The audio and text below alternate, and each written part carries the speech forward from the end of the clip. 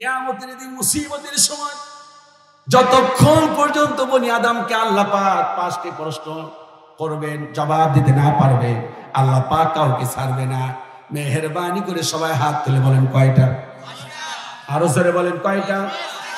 চিৎকার করে বলুন কিয়ামতের দিন মুসিবতের সময় হাত নামিয়ে বলুন আল্লাহ কয়টি প্রশ্ন করবেন? দেখেন কে কে জবাব দেওয়ার মতো অ্যাবিলিটি আছে, একটু খেয়াল করেন। দেখেন আমার আপনার আছে কিনা একটু খেয়াল করেন। আপনার মনোযোগ দিয়ে শুনতে হবে, শর্ত হলো একটাই, ইনশাল্লাহ বলেন। এবার যদি প্রশ্ন করি কবরের মধ্যে প্রশ্ন কয়টি? কবরে 4টি। মাশাআল্লাহ, কবরে 4টা। আমাদের দেশের লোকেরা বলে কবরে 3টা। মূলত কাফের, বেদিন, বেঈমান, ফুজ্জার, কুফার যারা, তাদের জন্য হলো 3টা। আর মুমিন বান্দাদেরকে এক্সট্রা প্রশ্ন করবেন, সব মিলে 4টা। সুবহানাল্লাহ, আল্লাহু আকবার বলেন না। 1 নাম্বার মান রব্বুকা ওমান দীনুকা, 2 নাম্বার। নাম্বার 3 ওমান নাবিউকা। যে ব্যক্তি বেদিন, যার কোন ঈমান নাই, সে বলবে লাদিরি লাদিরি লাদিরি। আর কোনো প্রশ্ন করা হবে না, আর কোনো প্রশ্ন করা হবে না, গ্রেফতার করা হবে। বিশ্বনবী বলেন যখন প্রশ্নের জবাব দিতে না পারবে তাকে দেখানো হবে বিশাল একটা সুড়ঙ্গ, আগুনের আগুন। ফেরেশতাকে বলবে এটা কিসের আগুন? বলবে কিয়ামত পর্যন্ত তোমাকে আগুনে সেঁকা দেওয়া হবে, জাহান্নামের আগুন। পাশে থাকবে বুড়ো মানুষ, বুড়োকে বলবে তোমার হাতের মধ্যে কি? বলবে আমার হাতের মধ্যে হিমার, আমার হাতের মধ্যে লাঠি। লাঠি দিয়ে কি করবে?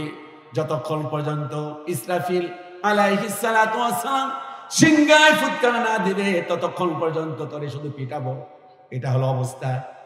এবার পক্ষান্তরে মুমিন বান্দার প্রশ্ন 4টা। মার রব্বুকা, সে বলবে রব্বি আল্লাহ। ওমান দীনুকা, সে বলবে দীনি আল ইসলাম। ওমান নাবিউকা, তোমার নবীকে বলবে, অথবা দেখা হবে এই মানুষটিকে, সে বলবে হাদা মুহাম্মদ সাল্লাল্লাহু আলাইহি ওয়াসাল্লাম। এই 3টি প্রশ্নের জবাব যখন পারবে 4 নম্বরে বলবে মা ইউদুরিকা। সবাই বলেন না, আওয়াজ দেখে মনে হচ্ছে যে আপনারা খান নাই দুপুরে। হযরত ওমর বাইতে যখন ঢুকবেন তার ভগ্নিপতি সুললিত কণ্ঠে সূরা তাহা তেলাওয়াত করতেছেন।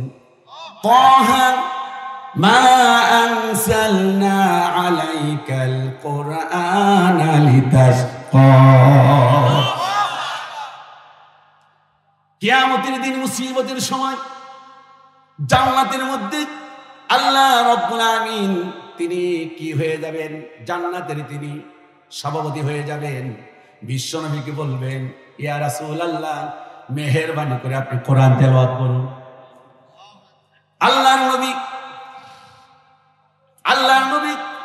আল্লাহর ওয়াদার পাওয়ার পর সূরা রহমান তেলাওয়াত করবেন, আর আল্লাহ পাক নিজেই সূরা ইয়াসিন তেলাওয়াত করবেন। কোন রাওয়াতে এসেছে বিশ্বনবী সূরা ইয়াসিন তেলাওয়াত করবেন, আর স্বয়ং আল্লাহ পাক নিজেই সূরা রহমান তেলাওয়াত করবেন। আর দাউদ আলাইহিস সালামের কণ্ঠ ছিল ভালো। দাউদ আলাইহিস সালামকে বলবেন, ও দাউদ মেহেরবানি করে আমার জান্নাতি বান্দাদেরকে সূরা তাহা তেলাওয়াত করে শোনাও। আজকে যে তেলাওয়াত হলো কি সুন্দর তেলাওয়াত, আল্লাহু আকবার। কলিজা ঠান্ডা হয়ে গেছে। তো তেলাওয়াত করতেছেন সূরা তাহা। হযরত ওমরকে দেখে তার বোন এবং ভগ্নিপতি পাথরের খণ্ডিত খচিত লেখা পাথর টুকরো লুকিয়ে ফেললেন। ওমর বুঝতে পারলেন যে একটা কিছু গোপন করা হয়েছে। বোনকে বললেন, বোন যা শুনছি তা তো সত্যি? হ্যাঁ সত্যি। সুবহানাল্লাহ বলেন না। মুমিন কখনো কি পায় না?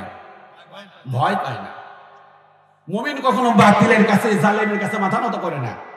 জালেমরা যদি মাথা নত করতে আসে যুগের পর যুগ চলে যাবে, কিন্তু হকপন্থীরা কখনো বাতিলের কাছে মাথা নত করবে না। হাত তুলে কথা বলেন ঠিক কিনা? কবি সম্রাট আল্লামা ইকবাল বলেছেন, বাতিল সে দাবি ওয়ালি আয়াসি মানহি হাম সোবার কর চুকা है ইন্তেহা হামারা।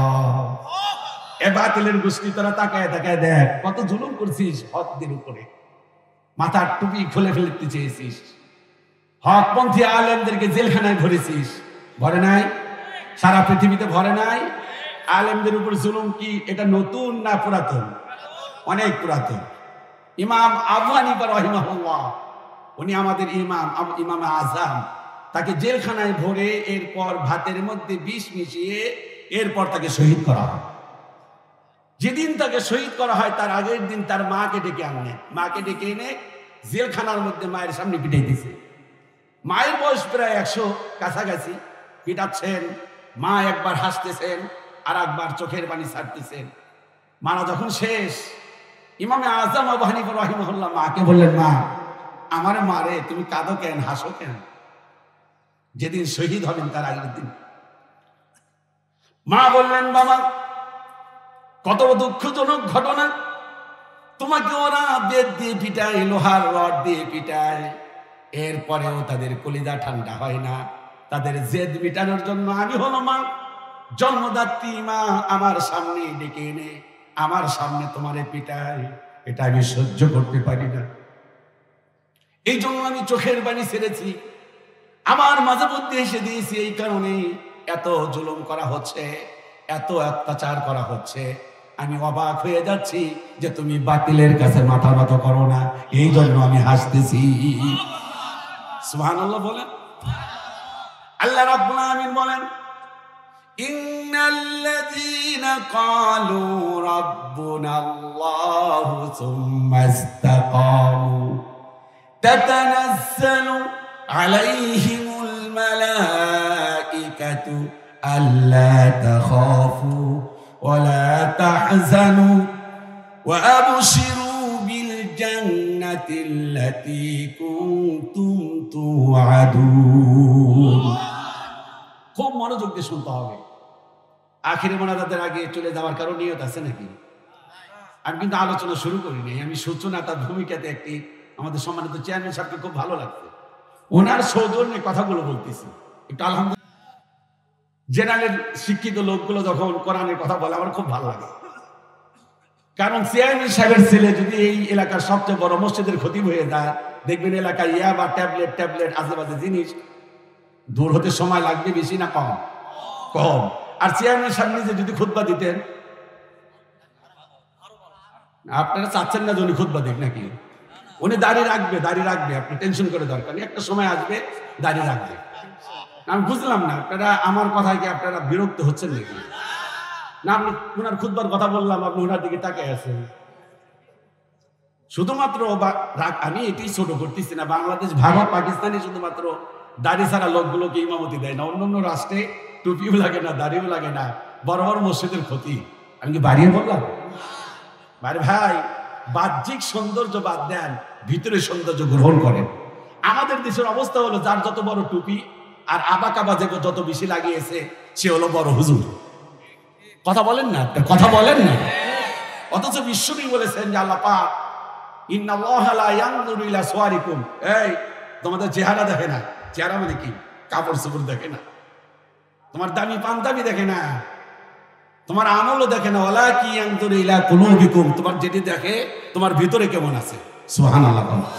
তো চেয়ারম্যান সাহেব খতিব হলে এলাকায় আরো খারাপ জিনিস সহজে কি হতো? দূর হয়ে যেত। এই জন্য দোয়া করি, চেয়ারম্যান সাহেব তার ক্ষতি হতে পারবে না, ওনার ভাই বাদিজা ছেলেটেলের জন্য আল্লাহ পাক এলাকার বড় একজন আলেম বানিয়ে দেয়। আমরা এই দোয়াটাই করি, আর কিছু করার নাই। আলহামদুলিল্লাহ বলেন। এক সময় মাদ্রাসার ছেলেদেরকে ঘৃণা করা হতো, এখন আলহামদুলিল্লাহ ডিসিএসপি, বড় বড় এমপি, মন্ত্রী, মিনিস্টারের ছেলেগুলো এখন মাদ্রাসা দিচ্ছে। কারণ কি? স্কুলের পোলাপান যে কি আকাম কুকাম গুলো করে, ওরা যখন দেখে গার্ডিয়ান তখন দুত্তুরি দরকার নেই, মাদ্রাসায় দিই। কি বলেন আপনারা? শান্তিতে নাই তো, স্কুলে কলেজে দিয়ে শান্তিতে নাই। আমি বলছি না যে আপনাদের সব ছেলে খারাপ, আমি এটা বলছি না, অধিকাংশের অবস্থা হলো এরকম। আমি কি বাড়িয়ে বললাম না ঠিক আছে? আপনি তো কিছু বললেন না, ঠিক বললেন না, বলেন ঠিক না? যান মনোযোগ দিয়ে শোনেন আল্লাহ পাক কি বলছেন। ইন্নাল্লাযীনা ক্বালু রাব্বুনাল্লাহ, যারা বলে আল্লাহ আমার রব, সুম্মা ইসতাকামু, শুধু বলেই না, এরপর অটল এবং অবিচল থাকে। হামলা হয়, মামলা হয়, জঙ্গির তহমত দেয়, রাজাকার বানায়, আল বদর বানায়, আল শামস বানায়, এরপর নানা ধরনের মিথ্যা তহমত দেয়। এরপরে অটল অবিচল থাকেন। আল্লাহ পাক বলেন, শোনো, তাদের জন্য অত্যন্ত সুন্দর একটি পুরস্কার। আল্লাহ পাক বলেন পুরস্কার হলো আল্লাহ তাখাফু, তাদের কোনো ভয় নাই, ওয়ালা তাহজানু, তাদের কোনো চিন্তা নাই, ওয়া আবশিরু বিল জান্নাহ, আমি আল্লাহ পাক তাদেরকে জান্নাত দিয়ে দিব। হযরতে ওমর যখন তার বোনকে বললেন, ও বোন তুমি কি লুকালে? বললেন আমি কোরআনের খণ্ড লুকিয়েছি। বললেন তুমি কি ইসলাম কবুল করেছো? বললেন হ্যাঁ আমি ইসলাম কবুল করেছি। আল্লাহু আকবার। হযরত ওমর পিটানো শুরু করলেন, রক্তাক্ত হলো, বোন রক্তাক্ত হলেন, ভগ্নিপতি রক্তাক্ত হলেন। মনে বড় দয়া লেগে গেল। বললেন যে এত পিটান পিটাই, এরপরেও কেন ছাড়ো না? বোন নির্লিপ্ত কণ্ঠে বলে দিলেন, ভাই জীবন চলে যেতে পারে, আল্লাহর কসম আমি ঈমান ছাড়ব না। হযরত ওমর ছিলেন জ্ঞানী মানুষ। উনি বললেন, বোন মেহেরবানি করে আমাকে একটু দাও, আমি একটু তেলাওয়াত করতে চাই। উনি বললেন, এটি এমন একটি গ্রন্থ অপবিত্র অবস্থায় স্পর্শ করা যায় না, আপনি একটু ওযু করে নিন। হযরত ওমর ওযু করে নিলেন। ওযু করার পর সূরা তাহা তেলাওয়াত করতেছেন। আর আরবিক লোক, আরবি লোক, তার কোনো সমস্যা হয় না। তাহা মা আনসালনা আলাইকাল কুরআনা লিতাশকা ইল্লা তাযকিরাতাল লিমান ইয়াখশা। তেলাওয়াত করতে করতে যখন এখানে এলেন, ইন্নানি আনাল্লাহ লা ইলাহা ইল্লা আনা ফা'বুদুনি, ইন্নানি আনাল্লাহ, আমি হল আল্লাহ, লা ইলাহা, আমি ছাড়া আর কোন ইলাহা নাই, ফা'বুদুনি, অতএব আমার গোলামি করো। হযরত ওমর চোখের পানি ছেড়ে দিয়ে বোনের হাতে হাত দিলেন, ভগ্নিপতির গলায় হাত দিয়ে বললেন, ও আমার ভগ্নিপতি, আমার ভুল হয়েছে, মেহেরবানি করে বিশ্বনবীর দরবারে নিয়ে চলো, আমি কালেমা পড়ে মুসলমান হয়ে যাব। আরো মনোযোগ দিয়ে শোনেন, আরো মনোযোগ দিয়ে শোনেন। হযরত ওমর যখন হাঁটি হাঁটি পা পা করে বিশ্বনবীর দরবারে এলেন, হযরত ওমর যখন ইসলাম কবুল করবেন, তার আগে মুসলমানের সংখ্যা ছিল 39। জবাব দেন কত? আরো জোরে বলেন। হযরত ওমর এসে দাঁড়ালেন। আল্লাহর নবী কাল বিলম্ব না করে মাথার রুমাল মোবারক হযরত ওমরের জন্য ওপেন করে দিলেন। ওমর রে, এসেছো, বসো। হযরত ওমর রুমালটা হাতে নিয়ে 4টা ভাঁজ করে চুমু দিয়ে বললেন, ইয়া রাসূলুল্লাহ, এত বড় বেয়াদব আমি নই যে আপনার রুমাল মোবারকের মধ্যে আমি বসবো। একটু আগে কোরআনের একটু সুয়াল আছে, আমার কথা মনে বুঝতে পারেন নাই? যে লোকটা আসলেন মাথা মুন্ডা আনার জন্য, তার রুমাল কি করে না? সবাই জবাব না দিলে তো হবে না, আরো জোরে বলেন। একটু আগে যে ব্যক্তিটি এলেন বিশ্বনবীর মাথা মুন্ড কাটার জন্য, এখন সেই ব্যক্তিটি বিশ্বনবীর মাথার রুমাল মোবারক কি করছেন? চুমু খাচ্ছেন। কারণ একটু আগে কোরআনে কি পেয়েছে? ছোঁয়া পেয়েছে। কবি সম্রাট আল্লামা ইকবাল খুব সুন্দর করে বলেছেন, উতার কর গারহরাস সুয়ে কওম আয়া और खे নুসখায়ে ইমিয়া সাতলায়া। বললেন হেরা পাহাড় থেকে বিশ্বনবী একটা কোরআন নিয়ে আসলেন। এই কোরআনের এমন মুজিজা, ছোঁয়া লাগলেই পাথরটা সোনায় পরিণত হয়ে যায়। সুবহানাল্লাহ। আমার এই ঘটনা শোনার ইচ্ছে ছিল না। ইচ্ছে হলো এই কারণে যে সম্মানিত চেয়ারম্যান সাহেব আসতেন একটু দেরিতে। তো ভাগ্য ভালো, আলহামদুলিল্লাহ আমি পেয়েছি। তবে আজকে কিন্তু ছাড়বো না। আপনার বাড়ি কি এলাকায়? তাহলে আপনার কোনো চিন্তা নাই, অন্য এলাকার হলে ছেড়ে তেড়ে দিতাম না। মনে আমার অনেক চেয়ারম্যান সাহেবরা আছে, মাহফিলের মাঝখানে এসে সালাম দুটা মাইরা কয়, হুজুর দোয়া করেন জায়গা। আমার মাহফিল কানা করলেন, আবার দোয়াও চান আপনি? মন বুঝতে পারেন আমার মাহফিলের মাঝখানে এসে 10 মিনিট কথা বলে মাহফিলটা পূর্ণ করে দিচ্ছে অর্ধেক, 50-50। এরপরে যাওয়ার আগে কয়, হুজুর যাই দোয়া করেন। আপনার যখন দোয়া করবো না বদ্ধ করবেন বন্ধ দেখি? আমি বদ্ধ না করলে দোয়া করবো না, আপাতত এটা ভুল কথা। আমি দোয়া করবো না, আমি দোয়া করবো তখন শেষ পর্যন্ত থাকবেন যখন। কথা ঠিক কিনা? চেয়ারম্যান মহোদয়রা থাকলে সুবিধা যেটা, সেটা হলো যে বক্তব্য দেওয়ার সময় হাট কথা বলা যায়। কেন বলা যায়? উনি লোড নিতে পারবেন, কিন্তু কানে কানে কান কথা দিলে এটা আর হয় না, সর্বনাশ। যা কালকে কইছি চেয়ারম্যান সাহেব, আর সর্বনাশ। বুঝলাম না, এই ধরনের মুনাফিক এলাকায় দুই চারটা না আছে, সব জায়গায়। দেখুন ঢাকায় আছে, রাজধানীতে আছে, তাহলে এখানে তো থাকবে। তো এই জন্য আসুন, চেয়ারম্যান সাহেব থাকবেন ইনশাল্লাহ। তা আমি আপনাদের একটু নেটওয়ার্ক একটু বিচ্ছিন্ন হয়ে যাচ্ছে, একটু গাঢ় করতে চাই, নেটওয়ার্কটা একটু গাঢ় করতে চাই ইনশাল্লাহ। তো গাঢ় করা যাবে আমার কথা শুনলে। কথা কি শুনবেন? আমার কথা শুনবেন না আল্লাহর কথা শুনবেন? হ্যাঁ, আল্লাহর কথা শুনলে তাহলে শুনবেন আল্লাহ কি বলছে। মাহফিল শোনার কিছু কায়দা কানুন। ওয়াইদা কুরিয়াল কুরআন, যখন কোরআনের তাফসীর হবে, নাম্বার 1 শর্ত হলো ফাস্তামিউ, কান পেতে শুনতে হবে, নাম্বার 1 শর্ত।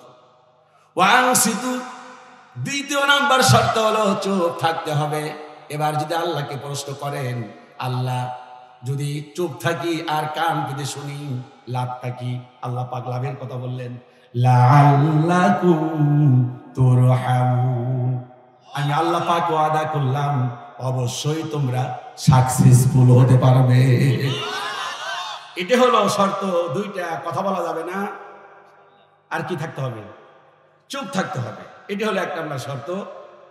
এবার আর একটা শর্ত বিশ্বনবী বলেছেন যে কোনো মাজলিসে যদি একটু ফাঁকা জায়গা পাওয়া যায়, তাহলে ওই জায়গাটা দখল করে নেয় শয়তান। এবার কার কার সামনে শয়তান আছে দেখেন তো দেখি। ফাঁকা জায়গা যার সামনে আছে, তার সামনে শয়তানটা আছে। এই বাইরে শয়তানটা বেশি ঢুকে পড়ছে, একটু কাছে আসে। আমার এটা বাস্তব কথা দেখছি আমি, যেখানে ফাঁকা জায়গা থাকে ওই মানুষগুলো একটু পরে আধা ঘন্টা 1 ঘন্টা পরে চলে যায়। এটা আমার দেখা আর কি। তো এই কাজটা শয়তানকে আপনারা কি এখানে আশ্রয় প্রশ্রয় দিবেন? এমনি শয়তানের জ্বালায় বাঁচি না, কথা বলেন না। শয়তান ঢুকতে ঢুকতে স্কুলে পর্যন্ত ঢুকে গেছে, শরীর থেকে শরীর হয়ে যাচ্ছে। কথা বলেন না কেন আপনারা? আসেন, সব কথা বলবো ইনশাআল্লাহ। দেখতে সামনে আসেন। এই যে পিছনে কুরাইশা, আমাদের আঞ্চলিক ভাষা বলে কুরাইশা, নগায় কি বলে বুঝতে পারেন না, মানে জায়গা বসে নিচে আর লড়াচড় করতে চায় না। আলসা, আমাদের এলাকা বলে কুরাইশা। এই ছেলেরা সামনে আয়, তোরা সামনে আগে ভাই। তোদের এলাকায় আসতে আমার প্রিয় ভাই রাসেল ভাই আমাকে দাওয়াত করে নিয়ে আসতেন, আলহামদুলিল্লাহ বলেন। এত দূর আসার কথা ছিল না, এত দূরের প্রোগ্রাম আমি করি না। তো রাসেল ভাইয়ের এক ফ্রেন্ড আছে আবু যর গিফারি, কারি আবু যর গিফারি, সুন্দর তেলাওয়াত করেন, আল্লাহু আকবার। সেই কারি আবু যর গিফারি ভাইয়ের সঙ্গে গত বছর প্রোগ্রাম ছিল আমার, হলো সাতক্ষীরাতে, একসাথে এসেছি। উনি আমাকে ফোন দিয়ে বললেন, মামুন ভাই আমার এক ফ্রেন্ড আছে রাসেল করে নাম, ভালো কোরআন তেলাওয়াত করেন। তা তো দেখলাম আলহামদুলিল্লাহ। তো উনি আপনাকে একটু নওগাঁতে নিয়ে যেতে চায়, যাবেন নাকি? তো বললাম আলহামদুলিল্লাহ যাব। তো ভেবেছিলাম বাসে আসবো, বাসে আসলে একটু সিকিউরিটি পাওয়া যায়। তা আমি ঢাকায় জুম্মার নামাজ পড়ায় চিন্তা করলাম প্রাইভেট নিয়ে যাই। তাও ইচ্ছে ছিল না, প্রাইভেটে অনেক দূর। তো আমি খুব তাড়াহুড়া করে আসলাম 6টার আগে সিএনজিতে গ্যাস নেওয়ার জন্য। সিএনজির গ্যাস, অর্থাৎ আমাদের যে গাড়িটা নিয়ে এসেছি। তো আসার পর শুনলাম যে 3 দিন সিএনজি বন্ধ, মানে আগামী 3 দিন বন্ধ। পুরোটা তেলে আসছে, আবার তেলে যেতে হবে সেই টাঙ্গাইল পর্যন্ত। টাঙ্গাইলের আগে আর গ্যাস নেই। তো না থাকুক, এটা কোনো সমস্যা না, তেল দিয়ে যাব। সরকার 130 টাকা করে বানিয়ে দিচ্ছে তেল, যে তেল ছিল 80 টাকা। তো এটা একটা সমস্যা হয়ে গেছে যে আমরা অনেক দূর যেতে পারি না এখন তেল নিয়ে, গাড়ি অনেক ব্যয়বহুল খরচ হয়ে যায়, কল্পনাও করা যায় না। 4000-5000 টাকা যদি তেল খরচ যায়, তাহলে আপনি বুঝতেই পারেন এদিক দিয়ে আবার টোল খরচ, কত সমস্যা। আমি কি বুঝাতে পেরেছি? তা আমি এই জন্য এই কথাগুলো বললাম যে যেহেতু অনেক কষ্ট করে এনেছেন, অনেক খরচ করে এনেছেন, তা আপনারা যদি আমার এই কথাগুলো মূল্যায়ন না করেন, তাহলে তো খুব দুঃখ লাগবে আমার, ঠিক কিনা? তো আমাদের ড্রাইভার সাহেব বলেন এই কথাটা, উনি এলাকা প্রথমে এসেছেন। তো আমি বাইপাসে ঢোকার পর এক জায়গায় শুধুমাত্র স্টপ করেছি। একটা ছেলে দৌড়ে এসে বলতেছে, হুজুর আমি কি আপনাকে হেল্প করতে পারি? ছেলেটা স্টলে কাজ করে। ড্রাইভার সাহেব বললো, মানুষ এরকম হয়, কিছু কিছু জেলায় ডাইকা তো পাই না। আর ওই লোকটাকে ডাকি না, ডেকে এসে বলতেছে কাজ বাদ দিয়ে, বলতে হুজুর আপনাকে কিভাবে হেল্প করতে পারি, কোথায় যাবেন আপনি, কোনো সমস্যা নাকি? আল্লাহু আকবার। আমি তখন বললাম যে নওগাঁর লোকগুলো এরকমই হয়। আলহামদুলিল্লাহ বললেন না? আরো জোরে বলেন। এটা আল্লাহকে সাক্ষী রেখে বললাম। তা আপনার এই ভদ্র এলাকার লোক এখন যদি মাহফিলে অভদ্রতা দেখান, বিষয়টা একটু উলট পালট হয়ে যাবে না? ঠিক হবে কিনা? এই জন্য শেষ পর্যন্ত যারা আছেন আমি একটা ওয়াদা দিতে পারি, যেহেতু কষ্ট করে নিয়ে আসতেন, ফার্স্ট টু লাস্ট আমি কোরআনের উপরে এবং হাদিসের উপরে থাকবো। গাল গল্প আজে বাজে কথা একটাও বলবো না। হক কথা আসলে বলবো, ইনশাল্লাহ বাড়িতে যেতে পারি আর না পারি সেটা আল্লাহ দেখবে, ঠিক কিনা?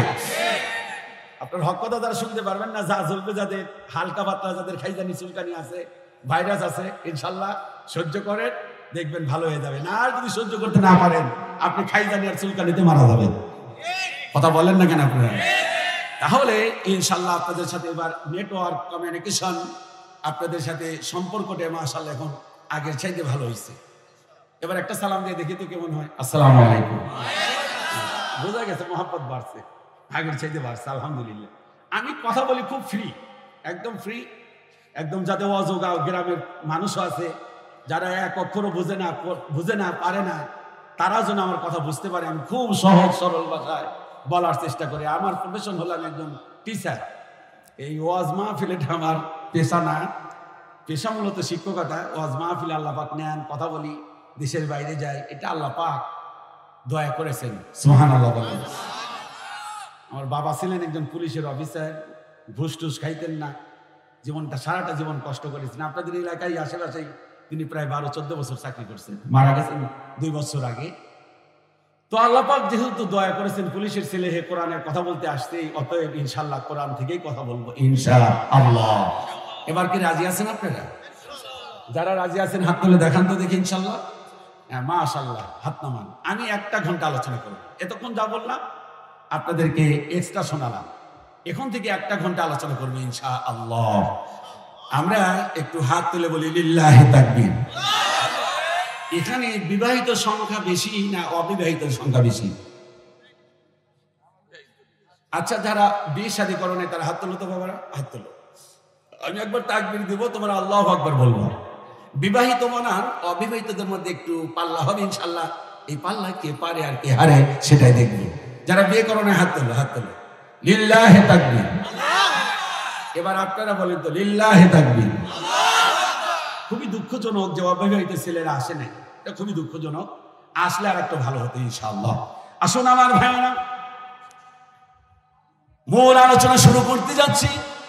তবে শর্ত হলো একটাই, প্রশ্ন করব যখন মর্দে মুজাহিদের মতো যুবকেরা জবাব দিবে তখন বলো ইনশাআল্লাহ। এই ওয়াদা কি দেওয়া যায় যে হুজুর আপনি প্রশ্ন করলেই প্রশ্নের জবাব দেওয়ার চেষ্টা করব? কে কে দেওয়ার চেষ্টা করবে হাত তুলে শুধু তারাই দেখাও, মাশাআল্লাহ। তাহলে আমি প্রথম প্রশ্ন করতে চাই, আমি যে সূরা নিয়ে আলোচনা করব সেই সূরাটি তোমাদের মাঝে তেলাওয়াত করেছি। ও যুবক, মেহেরবানি করে বলো সূরাটির নাম কি? না না, আবার বলেন, হচ্ছে কাছাকাছি। তাকাসুর। মাশাআল্লাহ, 2 জন পারছে, মাশাআল্লাহ। মনোযোগ কতটুকু আছে এই জন্য মাঝে মধ্যে প্রশ্ন করতে চাইনি। প্রশ্ন করলেই আমার আপনার সঙ্গে কমিউনিকেশন ভালো থাকবে, নেটওয়ার্ক ভালো থাকবে। যে সূরাটি তেলাওয়াত করেছি, সূরাটির নাম হলো সূরা তাকাসুর। কোরআনুল কারীমের এই সূরাটি হলো 30 পারাতে। এই সূরাটির আয়াত সংখ্যা হলো 8টি। মেহেরবানি করে বলো সূরার আয়াত কয়টি? ভাই আপনি তো বললেন না, আপনি একটু বলেন। আপনি বললে ক্ষতি হবে না। আপনি একদম ধ্যান মেরে বসে দিচ্ছেন। আমার ক্লাসে আর চাইতে ছাত্র বেশি থাকে, অতএব চোখটা আমার অনেক বড়, যদিও দেখতেছেন ছোট, কারণ আমার নেটওয়ার্কটা অনেক বড়। ক্লাসের এই ক্লাস যে আমাদের যে ক্লাসরুমটা অনেক বড়, এর চাইতে আপনাদের চাইতে ছাত্র বেশি থাকে। কে কয় না কয় সব চোখে পড়ে।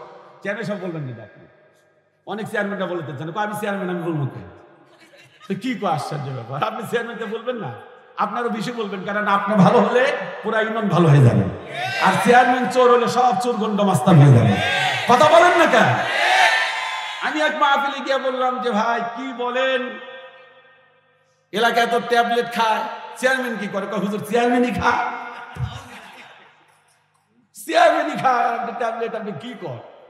তো এই জন্য চেয়ারম্যান ভালো হলে সব ভালো, চেয়ারম্যান যদি খারাপ হয় সব খারাপ, বলতে ইউনিয়নটা খারাপ আর কি। আমি কি খারাপ কথা বলতেছি? তবে আমাদের চেয়ারম্যান সব ভালো, যেহেতু উনি কোরআন শুনে বলছে ভালো, আমার মনে হয় যে ভালো। আমি ওনার ব্যাকরণ জানি না, আমি এটা মোটামুটি বুঝি, যেহেতু আমার টিচার, আবার একটা মসজিদের খতিব, ওয়াজ মাহফিল করি, মানুষের কথা দেখে বুঝি যে লোকটা কোন ধরনের। উনি কোরআন শুনে যেহেতু বলছে আমার খুব ভালো লাগছে, আমার আলহামদুলিল্লাহ, আমার মনে হয় চেয়ারম্যান সাহেব ভালো, ইনশাল্লাহ বলে। তাহলে কেউ চুপ থাকবেন না, চুপ থাকলে কিন্তু নাম জিজ্ঞাসা করবে। মেহেরবানি করে বলুন সূরাটির নাম কি? পিছনে বলে নেই। মেহেরবানি করে বলুন সূরাটির নাম কি? সূরাতুত তাকাসুর। আয়াত সংখ্যা কতটি? মাশাআল্লাহ, এবার জবাব নওগাঁর মতো হয়েছে। এর রুকু সংখ্যা হলো 1টি। এই সূরাটি হলো মক্কায় অবতীর্ণ।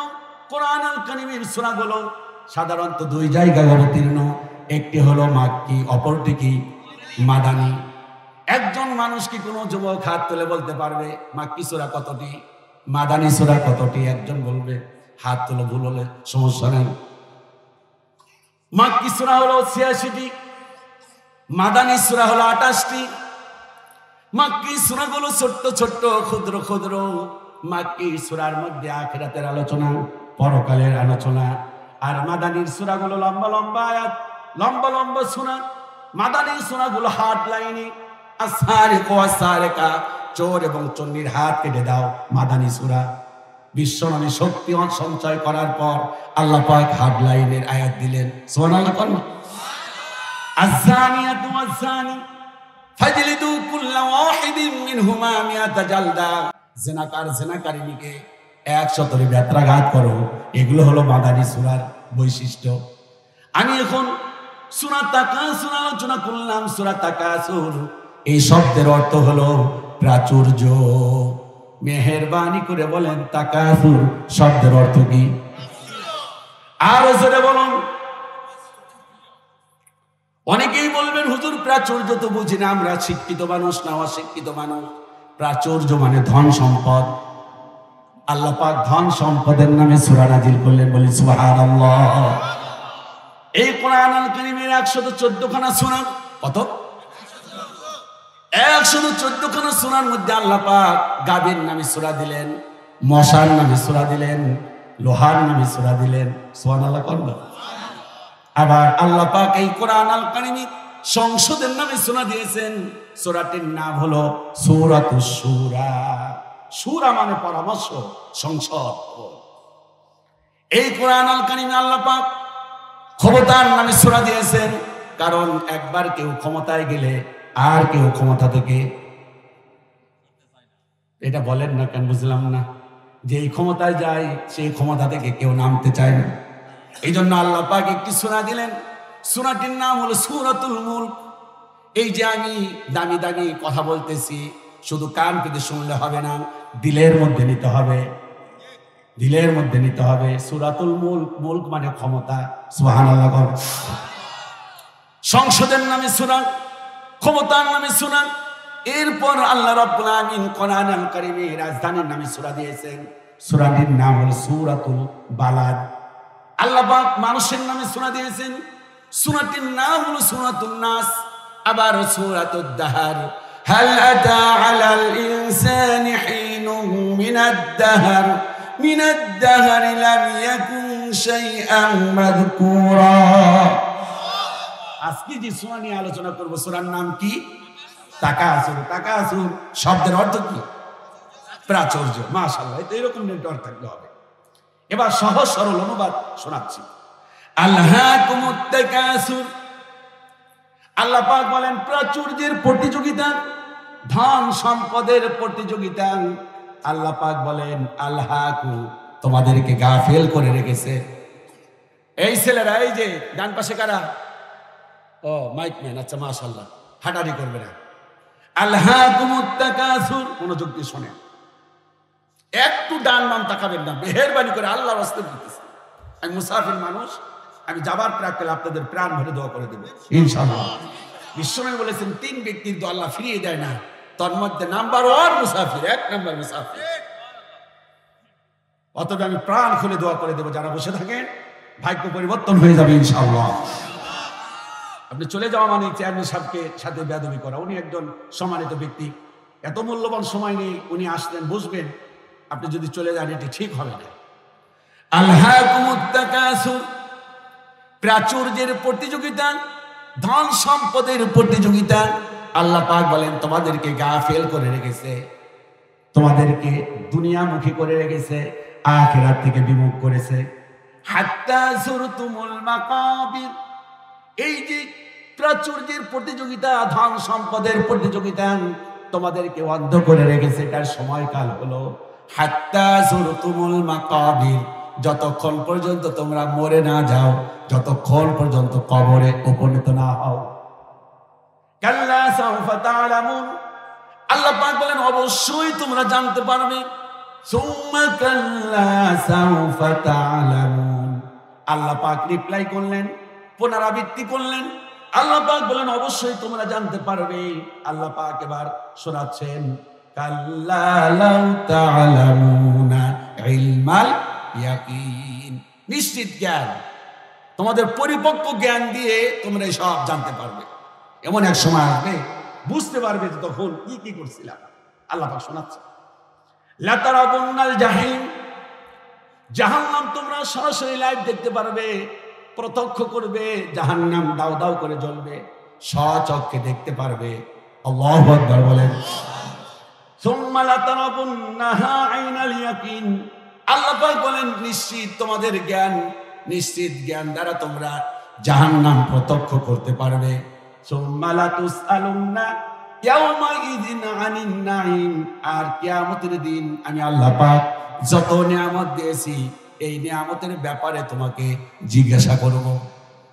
যেহেতু সময় কম, হয়তো আমি নিয়ামতের ব্যাপারে অত দূর যেতে না পারি, এই জন্য সামান্য একটু করে শেষ আয়াতের সংক্ষিপ্ত তাফসীর একটু বলে নেই।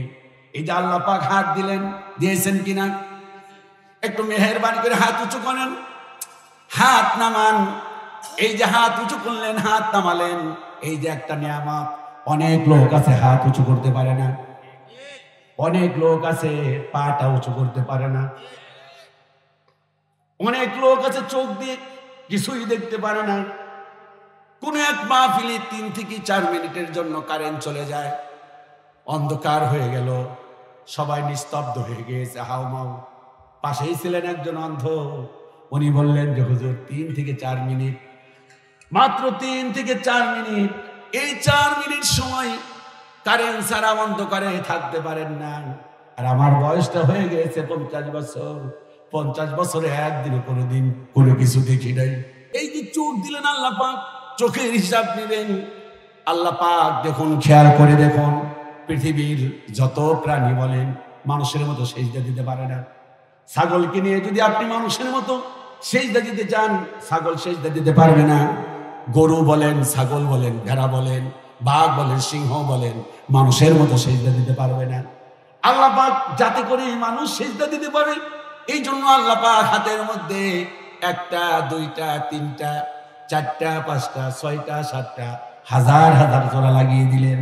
আল্লাহ পাক বলেন, গোলাম আমি আল্লাহ পাক এই জন্য তোমাদেরকে এই সুন্দর করে বানিয়েছি।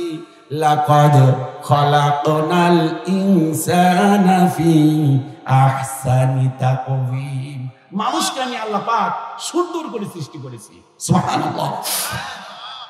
মানুষের সৌন্দর্য শুধু মুখের সৌন্দর্য নয়, এই সৌন্দর্য দেখুন, মানুষের মতো এত সুন্দর দেহ আর কারো নাই, মানুষের মতো এত সুন্দর বিবেক কারো নাই। আছে নাকি? কথা বলে না, মেহেরবানি করে বলেন, আছে নাকি? মানুষের চাইতে শক্তি বেশি আছে, হাতির শক্তি বেশি, বেশি কিনা? ঘোড়ার শক্তি বেশি, এরপর গরুর শক্তি বেশি, কিন্তু মানুষের বিবেক বুদ্ধি অনেক বেশি।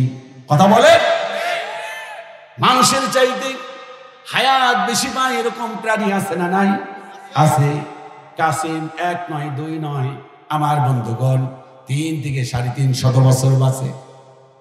কাসিমকে বলা হয় না আশরাফুল মাখলুকাত, বলা হয়েছে মানুষকে বলা হয়েছে আশরাফুল মাখলুকাত।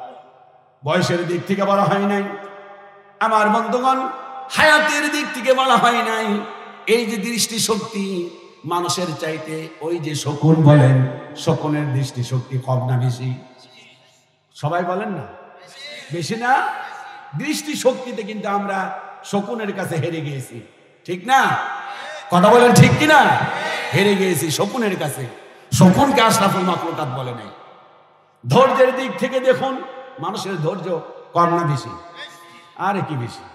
ওই যে এক লোক উঠে গেছে একটা, কেমন ধৈর্য! কোরআন শোনাচ্ছে পৃথিবীর সেরা গ্রন্থ, উঠে গেল কপাল পড়া।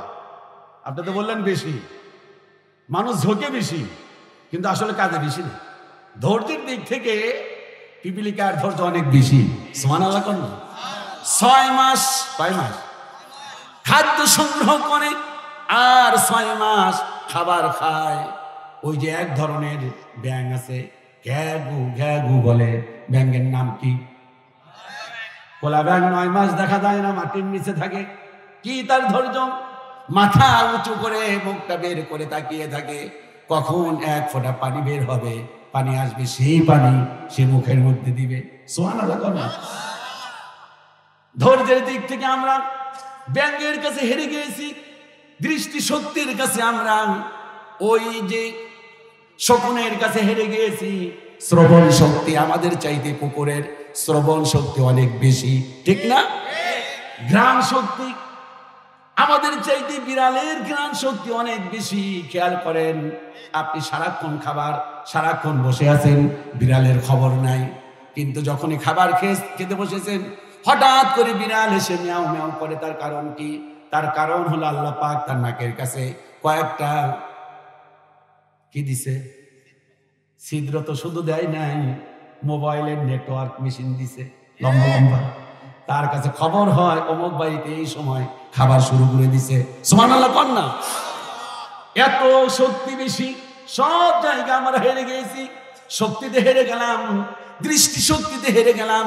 খেয়াল করে শুনুন, শ্রবণ শক্তিতে হেরে গেলাম, শক্তিতেও হেরে গেলাম, বয়সেও হেরে গেলাম। এরপরে তাদেরকে আশরাফুল মাখলুকাত বলে নাই। আশরাফুল মাখলুকাত আমাদেরকে বলেছেন 2টা কারণে। মেহেরবানি করে জবাব দাও যুবক, কয়টা কারণে? হয় নাই, আরো জোরে আসতে হলো সূরা বাইয়িনার মধ্যে। আবার একটি কথা মনে রাখবেন, সব মানুষ আশরাফুল মাখলুকাত নয়। আশরাফুল মাখলুকাত হওয়ার জন্য শর্ত হলো 2টা।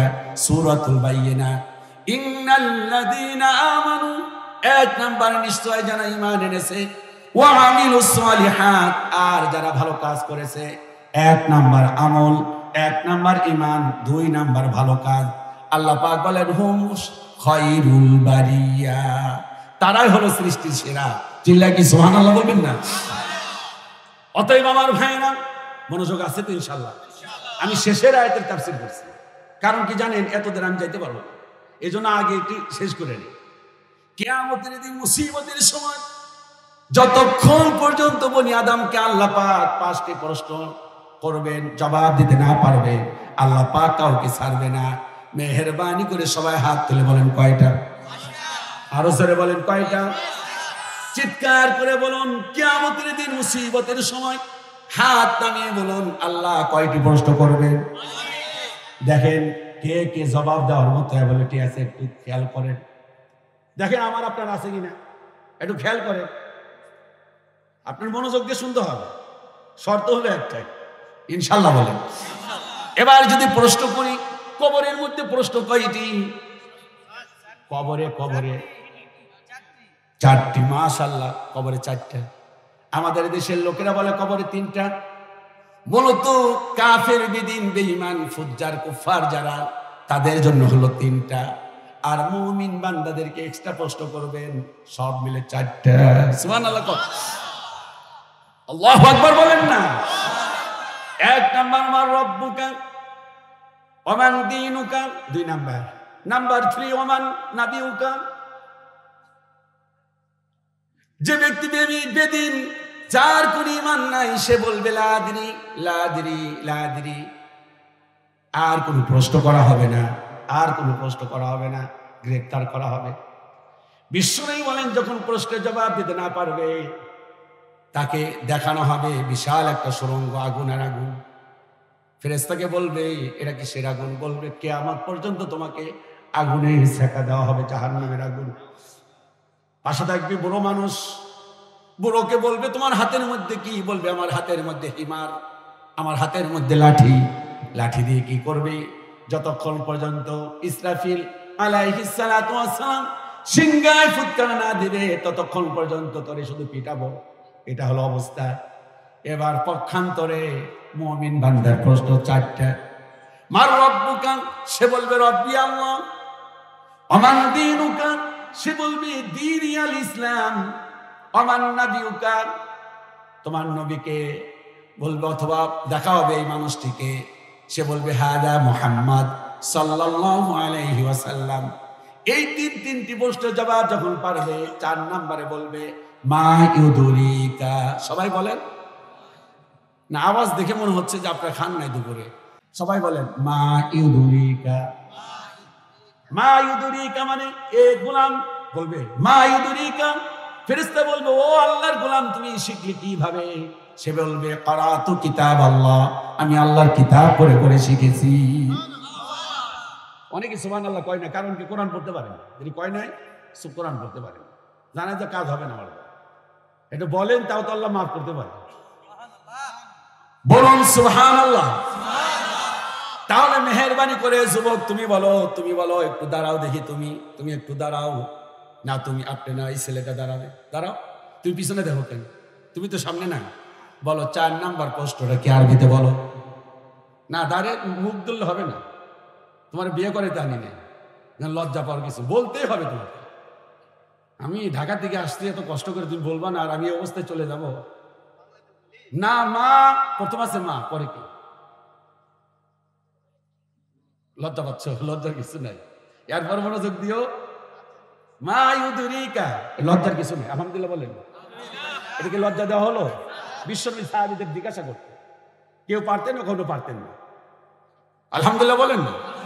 আচ্ছা, এটা কি আমরা কোরআনের ক্লাস মনে করি না নাকি? আমি কি আজে বাজে কথা বলতেছি? একটু খেয়াল করেন, যেমন চেঞ্জ হতে পারে। সুবহানাল্লাহ।